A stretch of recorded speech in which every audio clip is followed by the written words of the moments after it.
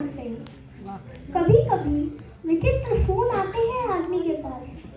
अभी कल ही की बात है, दोपहर की चक्की में लगा जैसे फोन खड़खड़ा रहा है।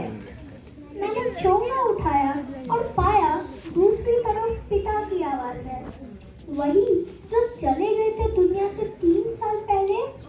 आवाज इतनी साफ थी और इतनी आत्मीय कि वह हो ही नहीं सकती थी किसी और की आवाज मेरे पिता के सिवा।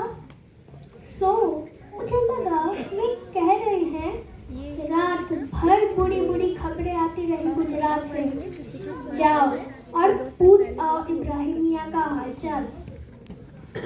इब्राहिम मियाँ, मुझे कुछ पल लगे उनका चेहरा याद करने में। पहले याद आया उनका बूट, याद आया वो लंबा सा घुमावदार छल जो सिर्फ एक ऊँट के चलने में होता है।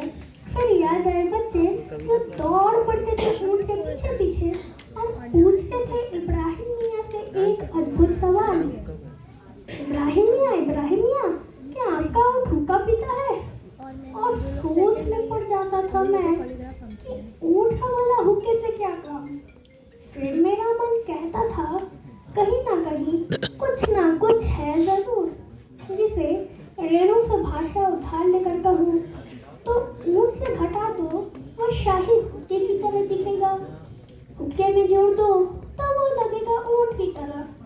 और जो भी हो वह पिता का आदेश था, और जैसे भी हो मुझे पहुंचना ही था इब्राहिम मियाँ के पास, जो पिता के दोस्त थे, एकदम पहली पाठशाला के दोस्त। मैं उठा और चल दिया उस बस्ती के तलाश में। कैसे और कितना समय लगा वहां तक पहुंचने में, इस ब्यौरे में मैं नहीं जानूंगा।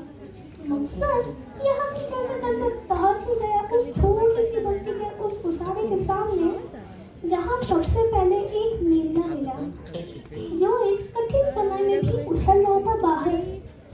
फिर एक बकरी मेरी जो ठीक वहीं बोली थी जहां कभी खड़ा रहता था ऊँट। अंत में इब्राहिम मियाँ मिले। बकरी से कैसे बदल गया पूछना चाहता था मैं, पर मैंने खुद को रोका। फिर पिता का हवाला किया और धीरे से पूछा, कैसे है इब्राहिम मियाँ? वो कुछ देर एक टक देखते रहे मुझे, फिर बोले, कह देना पिता से सब ठीक ठाक है, हवा है, पानी है, बस्ती के बाहर एक छोटा सा कब्रिस्तान है, सब ठीक ठाक है। अब आप ही बताएं, मैं लौट तो आया हूँ इब्राहिम मियाँ से मिलकर, पर कैसे और क्या सूचित करूँ अपने दिवंगत पिता को जो अभी मेरे उत्तर की प्रतीक्षा में होंगे। धन्यवाद।